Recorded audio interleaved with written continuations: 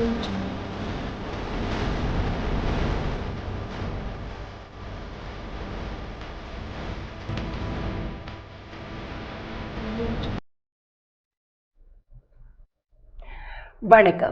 Cinema news பகுதியின் வாயிலாக இணைந்து கொண்டிருக்கின்றோம். இணைந்திருக்கும் நான் ரோஹிணி அருந்தவச்செல்வம். சினிமா துறை உலகில் மிகவும் முக்கியமாக பேசப்பட்டிருக்கக்கூடிய செய்திகளின் தொகுப்புகளில் சிலவற்றை இப்பகுதியினூடாக பார்க்கலாம். நடிகர் துருவ் பைசன் திரைப்படத்தை தொடர்ந்து தற்போது மைத்ரி மூவி மேக்கர்ஸ் தயாரிப்பில் புதிய திரைப்படத்தில் நடித்து வருகிறார். இத்திரைப்படத்திற்கு சந்தோஷ் நாராயணன் இசையமைத்துள்ளார். இதற்கிடையே நடிகை அனுபமாவிற்கும் துருவிற்கும் காதல் பிரிவு ஏற்பட்டதாக தகவல்கள் வெளியானது. இதனை உறுதி செய்யும் விதமாக நடிகை அனுபமா பரமேஸ்வரன் நேர்காணலில் காதல் என்கின்ற பெயரில் துன்புறுத்தலை சந்தித்ததாக கூறினார். இது சமூக வலைதளங்களில் வைரலானது. இந்த நிலையில் நிகழ்வில் பேசிய நடிகர் துருவ், இந்த தொழிலை நான் ஏற்றுக்கொண்ட போது ஆரம்பத்திலேயே இதனால் விமர்சனங்களும் கண்காணிப்பும் இருக்கும் என்பதை புரிந்து கொண்டேன். அது என்னை பாதிக்கவில்லை என்று என்னால் சொல்ல முடியாது.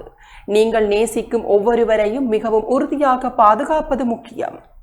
நீங்கள் உண்மையுடன் இருக்கும் போது உங்களை நிலைநிறுத்துவது எது என்பதை நீங்கள் அறிந்திருக்கும் போது எந்த விமர்சனங்களும் கண்காணிப்பும் கடந்து போய்விடும்.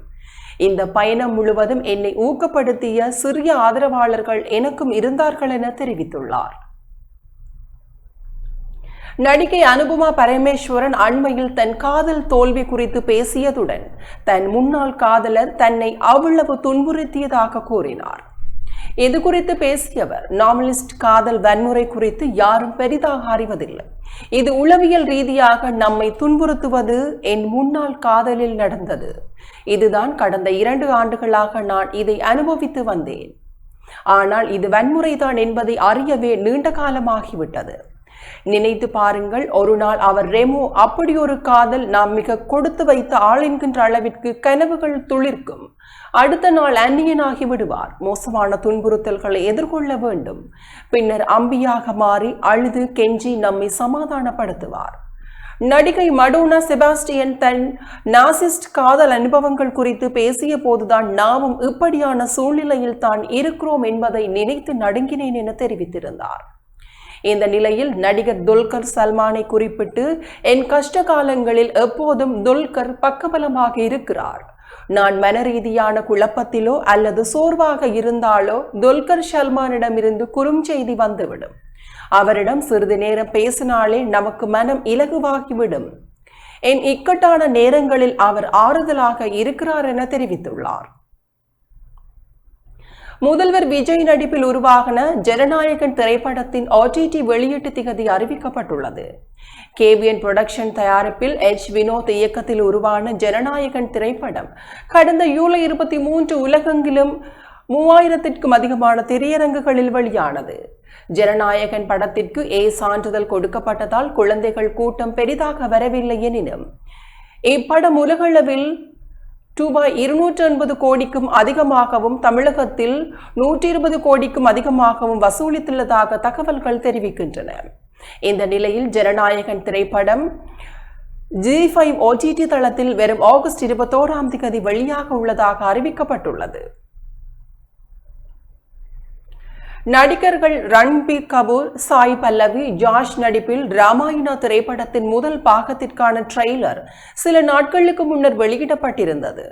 இயக்குனர் நிதேஷ் திவாரி இயக்கத்தில் உருவாகும் படமாக அறிவிக்கப்பட்ட போது இருந்த எதிர்பார்ப்பு ட்ரெய்லருக்கு பின்னர் எகிறியுள்ளது.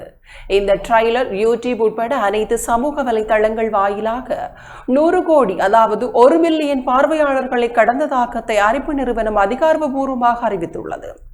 இதில் ஹிந்தி ட்ரெய்லர் மட்டுமே யூடியூபில் 10 கோடி பார்வையாளர்களை கடந்து அசத்தியுள்ளது. பான் திரைப்படமான ராமாயணா இந்திய சினிமாவிலேயே அதிகம் பார்க்கப்பட்ட ட்ரெய்லர் என்கின்ற சாதனையை புரிந்துள்ளது. இந்த நிலையில் இப்படத்தை சீனா உள்ளிட்ட பல நாடுகளில் பிரம்மாண்டமாக வெளியிட பட தயாரிப்பு நிறுவனம் திட்டமிட்டுள்ளதாக தகவல்கள் தெரிவிக்கின்றன. முதல் பாகத்திலேயே ரூபாய் 2000 கோடி பட்ஜெட் ஒதுக்கியுள்ளதால் இதனை வெற்றிப்படமாக உலகளவில் வெளியிட விநியோகஸ்தர்களும் ஆர்வம் காட்டி வருவதும் குறிப்பிடத்தக்கது. மறைந்த இயக்குநர்கள் பாரதிராஜா, பாக்யராஜ் ஆகியோருக்கு நினைவு அஞ்சலி செலுத்தும் நிகழ்வு ராஜகோபுரங்கள் என்கின்ற பெரிய சென்னையில் நேற்று ஆகஸ்ட் 16ஆம் தேதி அன்று நடைபெற்றது. இதில் நடிகர்கள் ரஜினிகாந்த், கமலஹாசன் உட்பட திரை பிரபலங்கள் கலந்து கொண்டனர். நிகழ்வில் பாரதிராஜா மற்றும் பாக்யராஜ் நினைவு சின்னங்கள் திறந்து வைக்கப்பட்டன. நிகழ்வில் பேசிய நடிகர் ரஜினிகாந்த், பாரதிராஜாவும் பாக்யராஜாவும் கடவுளின் குழந்தைகள். அவர்கள் தங்கள் திறமையால் தான் முன்னேறினார்கள் என்றால் நம்ப மாட்டோம். திறமையால் உழைப்ப பலர் தயாராக இருந்தாலும் எல்லோரும் அந்த வாய்ப்பு கிடைப்பதில்லை. அதற்கு சந்தர்ப்பம் அமைய வேண்டும். அந்த வாய்ப்பை கடவுள்தான் அளிப்பார். கேமராவை கிராமங்களுக்கு எடுத்து சென்றவர் இயக்குனர் பாரதிராஜா. அங்கு சென்று சாதாரண கதாபாத்திரங்களை எழுதி வெற்றி கண்டார். எல்லோரும் சொல்லும் வழியில் சென்றால் வெற்றி பெற முடியாது. நாம் புதிதாக அல்லது வித்தியாசமான ஒன்றை செய்யும் போதுதான் வெற்றி பெற முடியும். பாரதிராஜா அப்படிப்பட்டவர். அவரின் முதல் மரியாதை எனக்கு மிகவும் பிடித்த திரைப்படம். அதேபோல் இயக்குனர் பாக்யராஜ் அவர் சினிமாவில் 50ஆம் ஆண்டுகளை நிறைவு செய்ததாக எடுக்கப்பட்ட விழாவில் கலந்து கொண்டு தங்கச் சங்கிலி ஒன்றை பரிசளித்தேன். அதனை இறுதி வரை பாக்யராஜ் அணிந்திருந்ததாக பூர்ணிமா சொன்னார். அதை கேட்டு மிகவும் சந்தோஷப்பட்டேன். பாக்யராஜிடம் ஒரு கதையை சொன்னால் அதனை உள்வாங்கிக் கொண்டு எப்படியெல்லாம் எடுக்கலாம் என்பதனையே சிந்தித்துக் கொண்டிருப்பார். அதனால் தான் அவர் திரைக்கதை மன்னன் என தெரிவித்தார். நடிகர் அஜித்குமார் ரேசிங் ஆவணப்படம் விரைவில் திரையரங்குகளில் வெளியாக உள்ளதாக தகவல்கள் தெரிவிக்கின்றன. நடிகர் அஜித்குமார் சினிமாவை தாண்டி தனக்கு மிகவும் பிடித்த கார் பந்தயத்தில் முழு ஈடுபாட்டுடன் செயல்பட்டு வருகிறார். சில போட்டிகளில் கலந்து கொண்டு சொல்லத்தக்க வெற்றிகளையும் ஈட்டியுள்ளார். மலேசியாவில் நடைபெற்ற கார் பந்தயத்திலும் தன் குழுவினருடன் கலந்து கொண்டார். இதற்கிடையே பிலிப் சார்யாட் மோட்டார் ஸ்போர்ட்ஸ் சார்பில் இத்தாலியில் வெனிஸ் நகரத்தில் இந்த ஆண்டிற்கான ஜென்டில்மேன் ஓட்டுநர் விருது அஜித்திற்கு வழங்கப்பட்டது. தொடர்ந்து அஜித்குமார் ரேசிங் பயிற்சிகள், போட்டிகள், அவரின் போட்டிகள் ஆகியவற்றை தொகுத்து கிளாடிரோஸ் என்கின்ற பெயரில் ஆவணப்படத்தை தயார் செய்துள்ளனர். இதனை இயக்குனர் AL விஜய் இயக்கத்தில் GV பிரகாஷ்குமார் இசையமைத்துள்ளார்.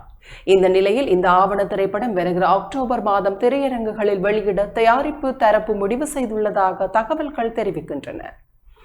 இதற்கான முதல்கட்ட பணிகளும் தொடங்கியுள்ளதாகவும் தெரிவிக்கப்பட்டுள்ளது.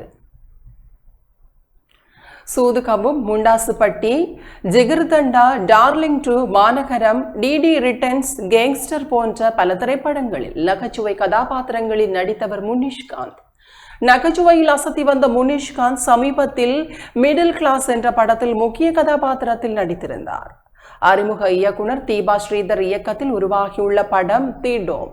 இதில் முனிஷ்காந்த் கதையின் நாயகனாக நடித்துள்ளார். மேலும் சபரீஸ், அருண் கார்த்தி, ஷாம் ஜான், நிகில் நாயர், ஷாலினி, ஹாசித்தங்கம், வசந்தரா ஸ்ரீநாத், சிந்து, பெரோஷ் என பலரும் நடித்திருக்கிறார்கள்.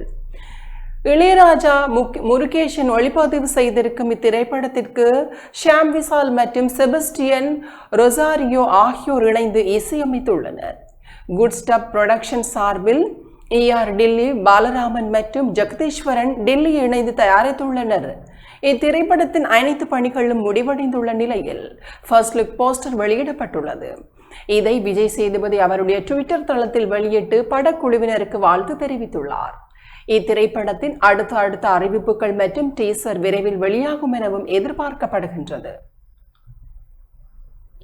ரஜினிகாந்த் திரையுலக பயணத்தில் 51 ஆண்டுகள் நிறைவு செய்துள்ள நிலையில் அதை தர்மன் படக்குழுவினர் படப்பிடிப்பு தளத்தில் கேக் வெட்டி கொண்டாடியுள்ளனர்.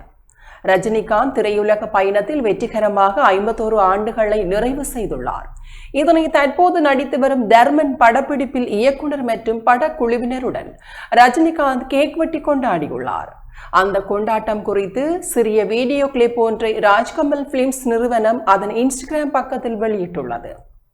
அதில் 51 ஆண்டுகள் ஒரு பெயர், ஒரு சூப்பர் ஸ்டார் தர்மன் படப்பிடிப்பு தளத்தில் கொண்டாட்டம் என்று தெரிவித்து ரஜினி கேக் வெட்டும் வீடியோவையும் பகிர்ந்துள்ளது.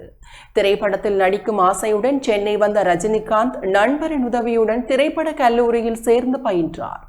பின்பு K. பாலச்சந்திரனின் இயக்கத்தில் 1975 வெளிவந்த அற்புத ராகங்கள் படத்தில் ஒரு சிறு வேடத்தில் சினிமாவில் அறிமுகமானார். கமலஹாசன் முதன்மை பாத்திரத்தில் நடித்திருந்த அந்த திரைப்படத்தில் ஸ்ரீவித்யாவின் கணவராக ரஜினி நடித்திருந்தார். தொடக்கத்தில் துணை கதாபாத்திரங்களாக வில்லன் கதாபாத்திரங்களில் நடித்து வந்த ரஜினி பின்பு நாயகனாக மாறி 1990களில் வணிக ரீதியிலான வெற்றிகரமான கதாநாயகனாக தன்னை நிலைநிறுத்திக் கொண்டார். இன்று இந்திய சினிமாவின் தவிர்க்க முடியாத ஆளுமையாக அவர் விளங்குகிறார். ராஜ்கமல் பிலிம்ஸ் தயாரிப்பில் ரஜினிகாந்த் நடித்து வரும் படம் தர்மன். இந்த படத்தில் அவர் டாக்டராக நடிக்கிறார். படத்தை முதலில் சுந்தர் சி இயக்குவதாக இருந்தது. படத்தில் இருந்து அவர் விலகிய நிலையில் சிபி சக்கரவர்த்தி படத்தினை இயக்கப் போவதாக அறிவிக்கப்பட்டது. அவரும் விலகி கொண்ட நிலையில் தற்போது அஸ்வத் மாரிமுத்து படத்தை இயக்கி வருகிறார். சிம்ரன், ராஷி கண்ணா, ஜோகி பாபு உள்ளிட்ட பலர் முக்கிய வேடத்தில் நடித்து வரும் இந்த திரைப்படத்திற்கு அனிருத் இசையமைக்கிறார். இந்த படத்தின் 2ஆம் கட்ட படப்பிடிப்பு சமீபத்தில் தொடங்கி நடைபெற்று வருகிறது என்பதும் குறிப்பிடத்தக்கது. இத்துடன் சினி நியூஸ் பகுதி நிறைவு பெறுகின்றது. தொடர்ந்து நமது செய்திகளுடன் இணைந்து கொள்ளுங்கள். வணக்கம்.